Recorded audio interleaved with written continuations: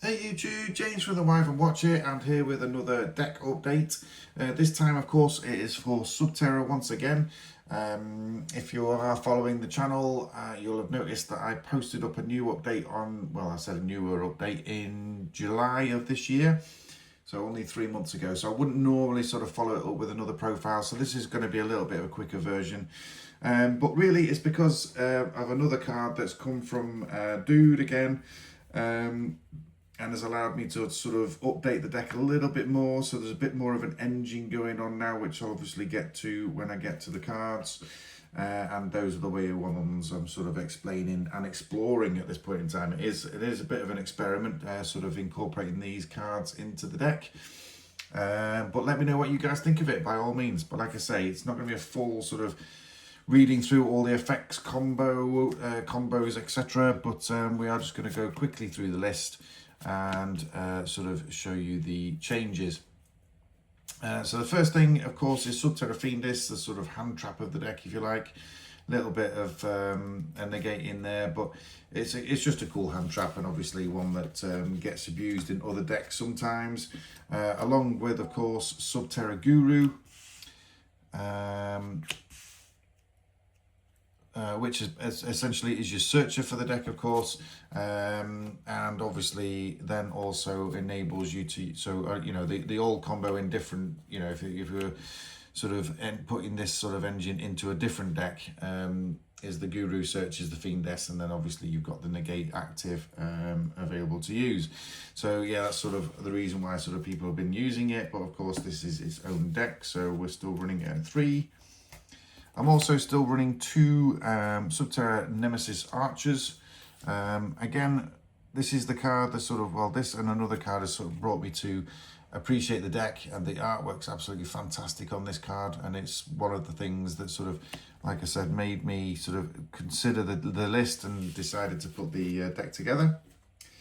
The one card that's taken a bit of a tumble, on the previous list was in fact at 3, now at 1. It's there mainly for its graveyard effect, obviously just getting a special summon.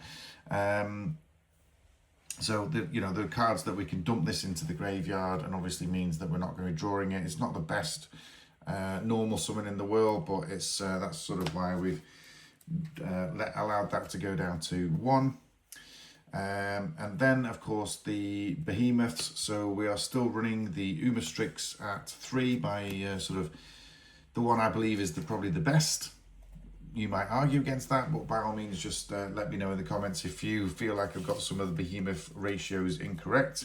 There'll be Subterror players out there that know this deck a lot better than I do. But like I say, this is my current list, and we're just exploring at this point in time. The 2 of the Stalagmo, still, again, a really good one, hence the 2. There's more cards in here that get the special summon from the hand now as well, so I'm not afraid to sort of put too many Behemoths in here. But there are sort of 3 more one-offs, which, if you did go through the list in July, this ratio hasn't changed, so it's just making sure that we've got the names in play. And like I say, that this one's the one that sort of works with Thunder Dragon Colossus from the extra deck, which is why it sort of saw an introduction into the list. But the others are just sort of staple ones, and they've been in there a long time. And the cards that I've been talking about this whole time, and we started the list in July with, of course, Wake Up Mocha, but we've also got now Wake Up Machia. So I've got them both at 2 at the minute, and like I say, this is a bit of an experiment. I'm just not convinced that they're the best sort of starter cards, if you like. So I don't want to have, if I had them at 3, I'm going to see them and, you know, straight away. I'm not 100% sure about it yet. I'm not sure which one actually is the more potent one. Maybe if someone else has experimented with the Wake Up cards, feel free to put them in the comments in the section below, and by all means I'll take your advice on these. But the Mocha is once per turn during your end phase, you can change this card to face down defense position, and then you can only use each effect of the following effects of Wake Up Mocha once per turn.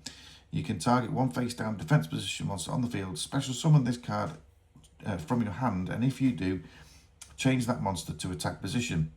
And then if this card is flipped face up, you can target one face up monster on the field. It gains 1000 attack, but send it to the graveyard during the end phase. So that last effect, I can't imagine getting too much use out of that. But getting the initial special summon, and of course switching one of our own monsters from face down defense to attack, therefore getting their effects, I thought would be advantageous. And then Makia, the newer one from Dude, is actually a flip effect, and target one face down monster on the field and change it to face up attack position, which again is the same sort of getting the effects from the bigger monsters. And then you can reveal this card and one flip monster in your hand, special summon both in the face down defense position, which I thought was a pretty damn good effect to have. And you can only use the effects, each effect of preceding. You can only use each of the preceding effects of Wake Up Makia once per turn. So once per turn during your end phase, you can target one face up. You can target one face down card on the field and send it to the graveyard. Obviously, there are other cards in here that would potentially do that to your opponent's card as well. You might choose to do it to yours. I'm not entirely sure, but you know, there are plenty of uses for it anyway. Only a couple of changes in the lineup here. So we've got 3 hidden cities, of course, the field spell that makes the deck work. This is the other card that sort of tempted me to put Subterror together in the first place. Really pretty card, that. But the whole deck sort of spins around the field spell, so fair enough. The only other 3 of is Terrors in the Hidden City, which came out a little bit later, but a great addition to the deck. Really sort of helps things going, help things moving along very quickly.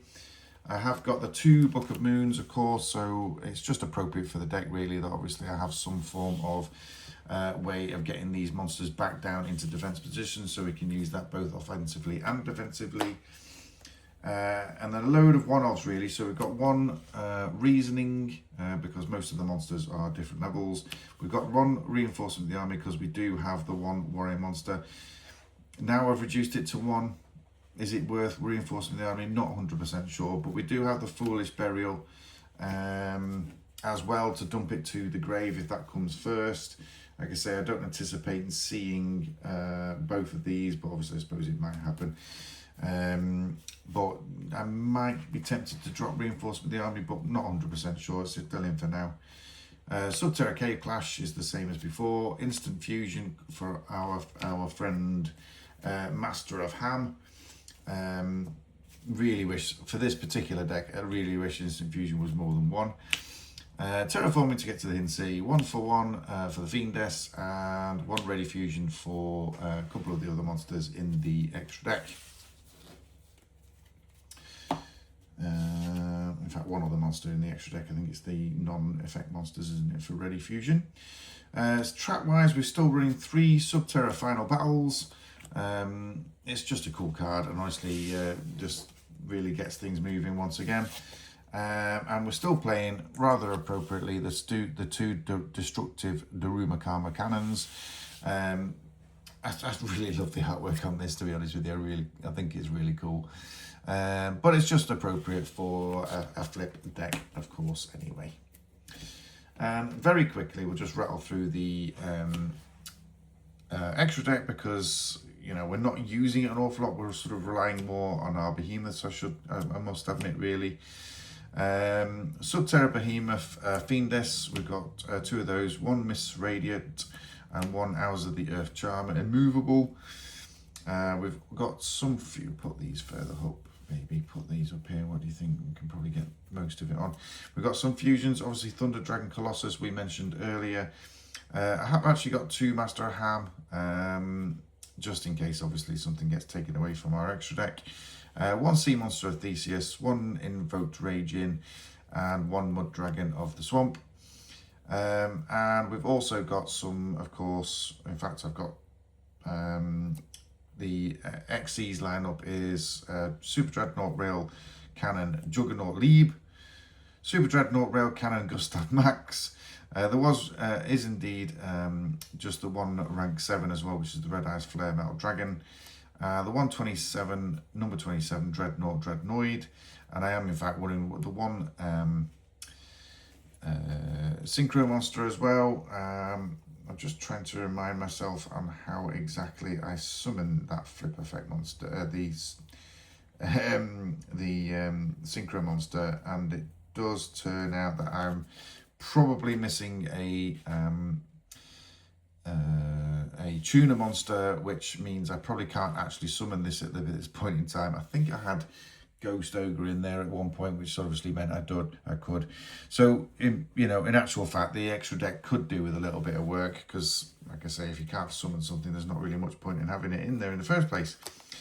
But yeah, apologies for the last edition, but you can see where I'm coming from here. That the extra deck's not exactly an absolute powerhouse of meta relevant cards, because this isn't a meta relevant deck, of course. But if you are a Subterror fan, let me know where I've gone wrong potentially with the ratios. Like I say, the extra deck needs a little bit of work, I do admit. But other than that, we'll see you for the next update. Subscribe for the other updates, and we'll see you for the next time. Cheers, bye.